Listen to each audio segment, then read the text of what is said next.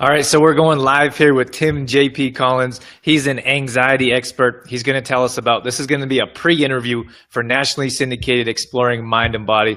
So, thanks so much for being here, Tim. I appreciate your time to come in and talk with us. Yeah, I'm excited to be here. Thanks for having me. Absolutely. So today we're doing a pre-interview. We've done a handful of these Facebook Lives just in case anyone wants to come in and ask questions or to let people know where they can listen to the full interview and what it's going to be about. Tim, tell me how you got into anxiety and how you're coaching others to reduce anxiety in their life. Yeah, so I kind of stumbled into it. I didn't set out in my younger years to think, right, this is something I should do, and this is...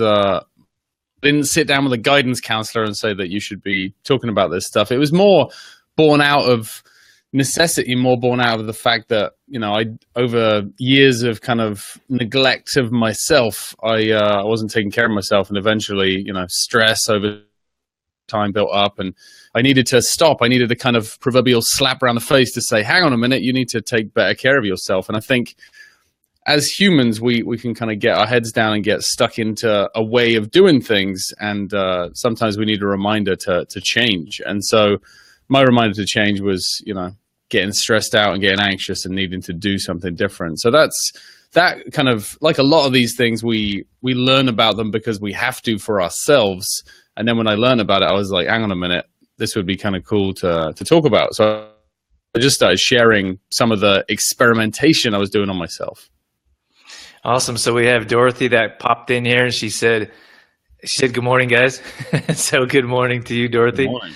I'm going to share this on my as well. Yeah, do you see it popped up there on Trueform? Yep. So you can share it there. I'm going to share it on my personal page as well. We have Cassandra that popped in here. She said, been waiting for this. That's awesome, Cassandra. Thank you for coming in to check this out. So, Tim, you have an interesting story about yourself, and I really like it because it's very descriptive. It's like, I think a lot of us have gone through it at some point. You're standing up there in front of a bunch of people, and you just kind of get blindsided, and this big rush of anxiety comes through. I think most people don't know what it is. Stephanie Warner said good morning as well. Good morning, Stephanie. Thanks you for coming in.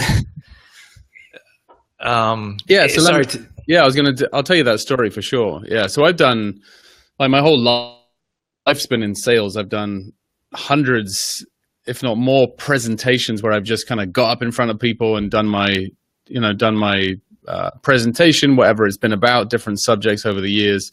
And it's always been something I've been super comfortable with and never thought twice about, which is why when a certain thing happened, it kind of took me by surprise. So I kind of created the perfect storm for this to happen.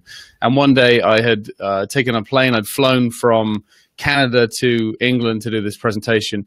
And the right advice would be to get an early night, which is what I would do these days, go to bed, take care of myself, maybe go for a walk or something and be ready for the next day.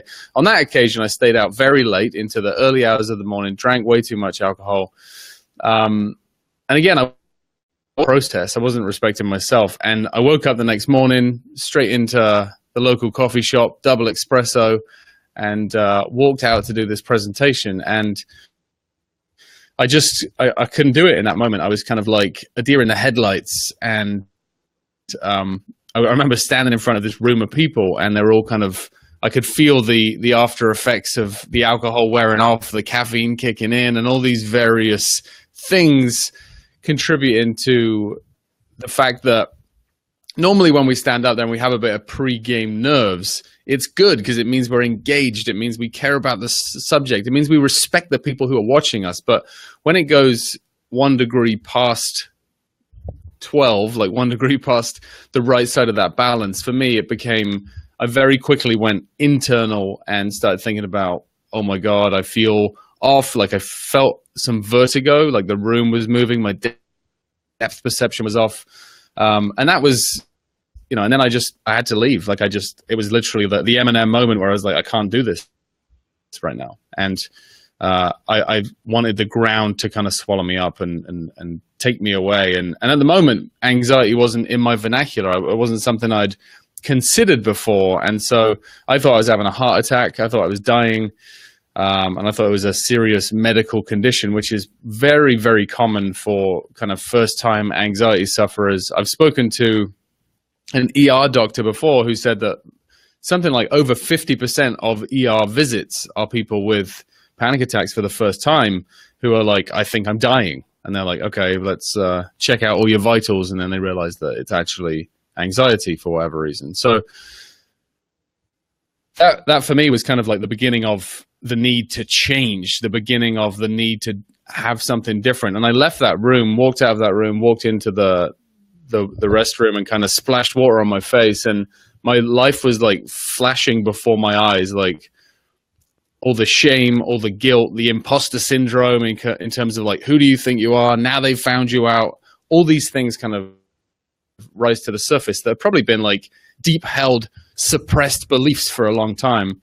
And so I kind of had to rebuild from there, or maybe build for the first time. Like I had to reset my life and say, and this wasn't an overnight thing. I don't have some like 7-second fix for you. This took time, but I basically went and looked at different parts of my life and said, like, where do I need to change? Yeah.